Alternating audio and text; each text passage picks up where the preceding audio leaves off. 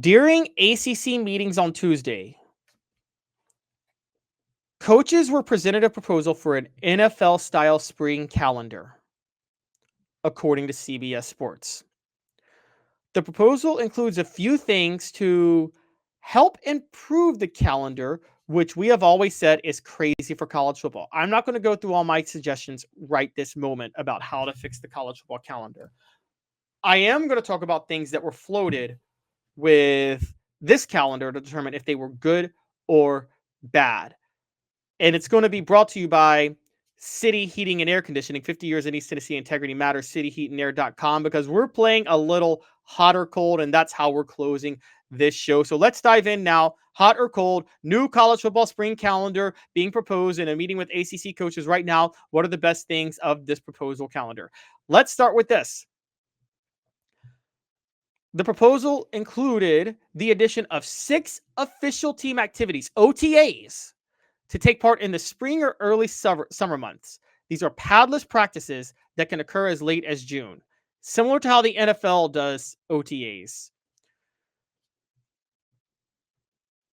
Guys, I'm hot on that. I think OTAs, 6 OTAs could help. I think coaches need, particularly in the era of the transfer portal, need a little bit more time to acclimate players to their system. Working without pads could help a lot. 6 OTAs, giving you 21 spring practices overall, could be a huge boost, believe it or not. So I think when you take that into account, I think hot or cold, I think I'm hot on 6 OTAs. I've told you guys before, I'm for a scrimmage with another team. Don't know if that's going to happen, but a start with 6 OTAs would be a really, really, really huge benefit. And so I think 6 OTAs is a big one. I'm actually pretty hot on that. The next part of the proposal, only one transfer portal window during the spring, not 2 during the winter, and then during the spring, only 1 at a certain point. I'm cold on that. I think the transfer portal window should be when classes end for schools in general. I have no problem with that being the case. I don't understand why people think it's bad that there are 2 transfer portal windows. It doesn't hurt college football the way people think. I think you should be once classes are over, you should be allowed to transfer to wherever you want to transfer. So I think you should be allowed to transfer at the end of the winter, at the end of the winter semester and at the end of the spring semester. College students transfer all the time between semesters. Okay, let the athletes do the same thing. Yeah, I'm for the transfer portal window staying exactly as it is. There's no reason you shouldn't be allowed to transfer to another school once classes end for a school year. That's absolutely insane. You guys still want to talk about how they're amateur athletes, which they aren't, they're professional athletes.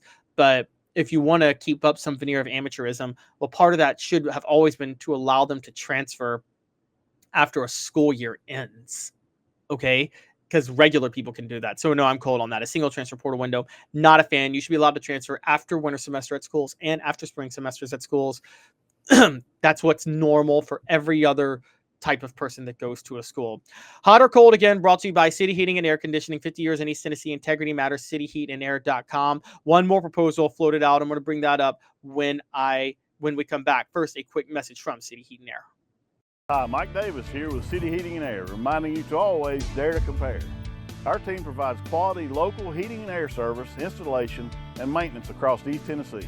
We use only the best equipment like American Standard heating and air conditioning for your residential, new construction, or commercial needs. Honesty, dependability, and customer satisfaction have been the cornerstones of our business since 1961. City Heat and Air. Dare to compare. Hot or cold, brought to you by City Heating and Air Conditioning. The final proposal to a new college football calendar, the ability to spread practices over 2 5-week periods, February to April and then May to June. I love this, and I love it a lot. I probably wouldn't do it if I were a head coach, but I do love it, and here's why. I would probably keep it stuck between one period. But if you do spread it from May to June, you can get your players in from the spring transfer portal, and you can work with them then. So I would spread spring practices over 2 5-week periods, where I would do, if you have 21 practices, you can maybe do 3 OTAs, maybe give 22 practices. 6 OTAs, 16 practices. And you can have 3 OTAs and 8 practices during April. And then you can have another 3 OTAs and 8 practices from May to June. I think that'd be a great way to do it. I think it would be very exciting for a lot of people. Or just do your regular spring practices and then do OTAs. Here's how I would do it. I would do the regular spring practices during the February to April months. Then after the spring transfer portal and you got your new guys into the system, you get to do the 6 OTAs to see how those guys fit into your system from the May to June period. I think that would be great. It'd be exciting for everybody involved.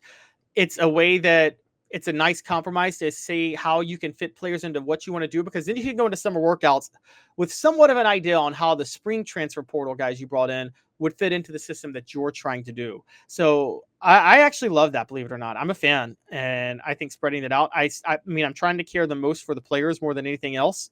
And I think this actually helps the players in a lot of ways. So with that in mind, yeah, no, I'm very, very, very high on that. Now, my proposal to fix the college football calendar in a lot of ways would be this. If you're going to do this, and I said I wasn't going to litigate it at the start, but I'll do it at the end. A few things you do.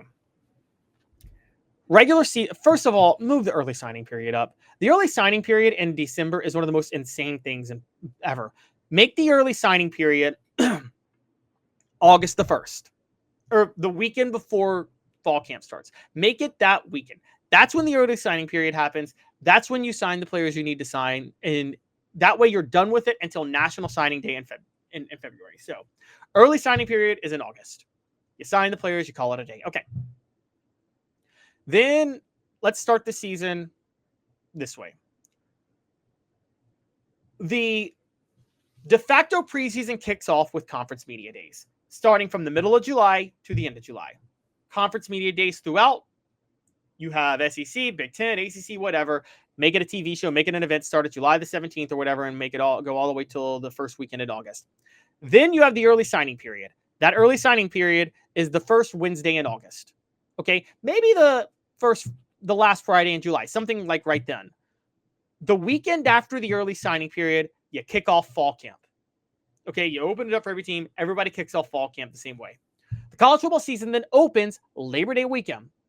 Nothing but the college football season from Labor Day weekend until December, after conference championship weekend, or the regular season at least. Now, this is where things get a little crazy. You can't change the playoff, December, January is the college football postseason. Unfortunately, the college football postseason is going to have to jive with the college football playoff and the college football postseason is going to have to jive with the coaching carousel and the transfer portal. And the reason being is the coaching carousel, you can't put limits on when coaches can be hired. The NFL doesn't do that. And the transfer portal has to open after the winter semester ends. So that's a little bit of chaos. You're going to have to deal with all that. Sorry. However, you have an advantage because, and this is a big deal, your big advantage is that you don't have to deal with the early signing period at that point. That's something that's very critical, okay? Because like I said, I moved that back to August. So February, December, January, you got the college football postseason, the coaching carousel, and the transfer portal all together. I hate that they're all together. But it's better than also adding the early signing period. College football postseason ends. National Signing Day comes the Wednesday after the Super Bowl. I've always loved it that way, and it needs to go back to that. I know they moved the Super Bowl back a week, moved National Signing Day back a week. National Signing Day is the Wednesday after the Super Bowl. Then there's a downtime, there's a bit of a break, and spring practice begins in March. You got spring practice in March. You got spring practice ending in April before the NFL draft. Spring practice should include scrimmages against another team. I've told you guys my philosophy to fix the spring game. It ends with the spring games in April. Spring games should be scrimmages between two schools of similar caliber for NIL money generated by those spring games. The winner gets to keep all the NIL money generated by the spring game. Half of it goes to the players, and then half of it goes to the school to be able to spend on what they want to spend. Then after spring practice, you have the spring transfer portal window. I would wait to open that, though. I wouldn't open the spring transfer portal window until late May. Between spring practice and late, like when classes end for schools, between spring practice and late May is when I do a schedule reveal. I do it the first weekend of May after the NFL draft, or the next weekend, right after 2 weeks after the NFL draft, a full schedule reveal. Let everybody know who teams are playing, when they're playing, make it exciting, a full schedule reveal. After the full schedule reveal, the spring transfer portal window opens. Everybody's covering that. Close it. In early June, say the first week in June, you then have OTAs, about a 2-week period of OTAs. And then from mid-June to mid-July, college football goes dark. There is no college football. There is nothing to talk about. There is nothing happening. Everybody gets a break. And then you launch it again with SEC media days. That's how I would do it. Okay, I know there's different ways, but that's exactly how I would do it. I would write it all out. So we'll see how that goes. I'm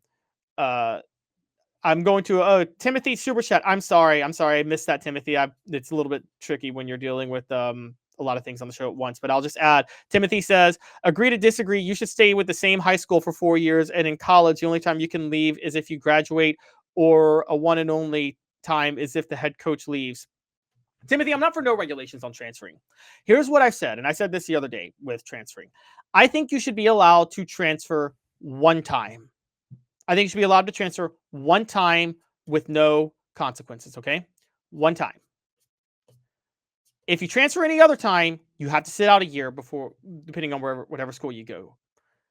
Coaches can't block you from transferring to schools, though. You just have to sit out a year unless you transfer to junior college. You could transfer to junior college and play immediately, or if you transfer to another Division I school or even Division II school, you got to sit out a year. Here's where I come into play with my take. Once you have finished all of your required undergraduate work and have a bachelor's degree, if you have years of eligibility left, depending on how many, you should be allowed to transfer however many times you want to transfer. I know that's probably not popular with a lot of people, but I think if you have completed your degree, you should be able to transfer without any consequences, depending on how many years of eligibility. But Timothy, I will say my compromise for that, for if you haven't completed your degree, is you get one transfer, no consequences. That's the way I would do it.